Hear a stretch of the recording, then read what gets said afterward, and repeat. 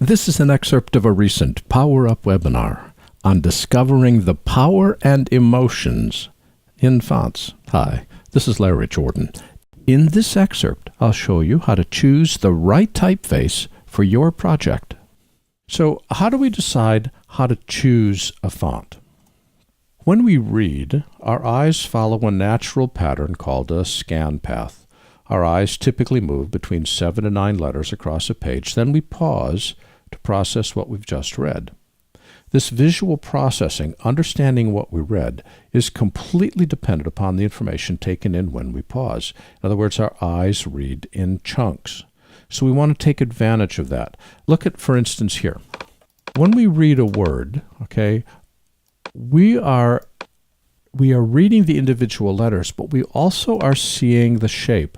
Tall, small, tall, small. There's a shape to the word follow that's different than the shape of the word which has that descender, which is different than the shape of the word pattern, which has got those two ascenders. In other words, as we become more proficient at reading the letters, we don't actually spell out F-O-L-L-O-W. We see the shape of the word, and we know that that represents what follow looks like. So our eye starts to see in chunks based on the shape of the letters. When everything is all uppercase, here, there's no shape. Everything is a rectangle. That's always the same height, which means that it's harder for us to parse because we're not able to see the shapes of the word that we see down here. See how much easier that lower case is to read. MIT conducted a study in 2007 called The Aesthetics of Reading.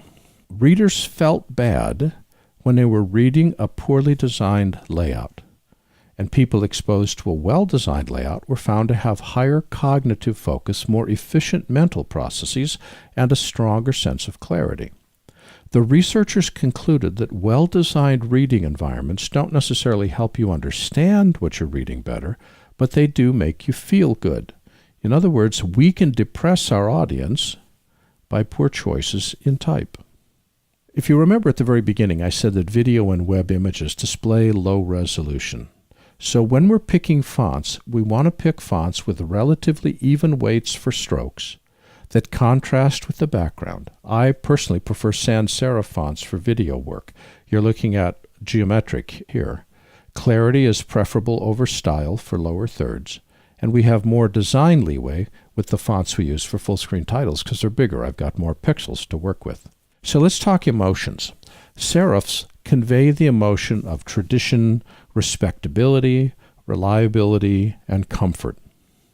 Bookman Old Style and Century Schoolbook are two serif fonts that I use a lot, and the reason is, look at Baskerville, 2 lines up from the bottom.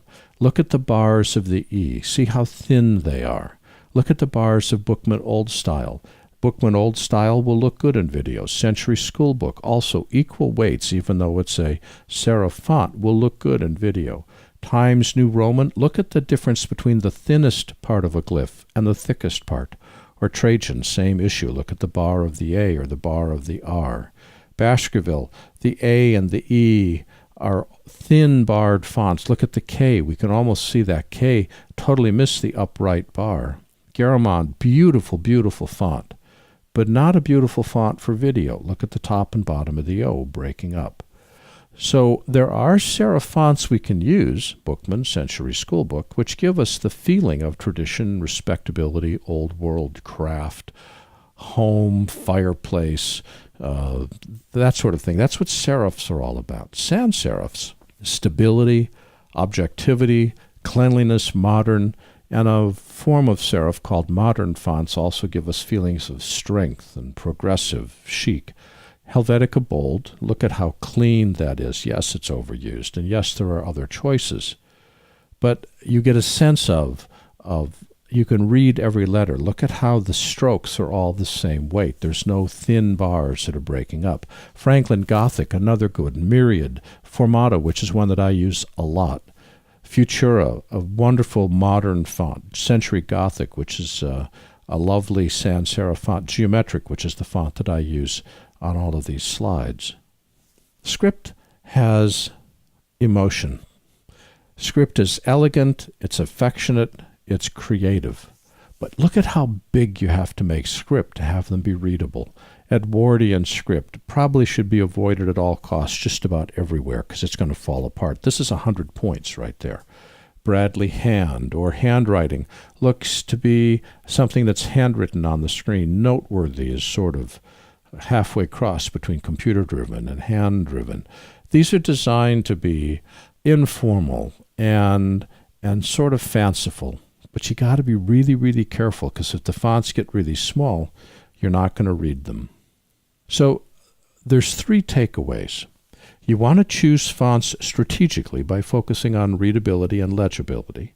You want to use typography that communicates to visitors who you're looking for. And remember that things seem easier to do when they're easier to read. That was another outcome of the MIT study.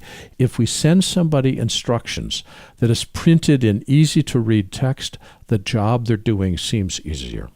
If we send them instructions which are printed in hard-to-read text, the job they're doing seems harder, totally based on the typography of the instructions. This has been an excerpt of a recent PowerUp webinar on discovering the power and emotions in fonts. But there's lots more to learn. For the complete version of this online training, please visit our store at larryjordan.com/store and look for Webinar 235.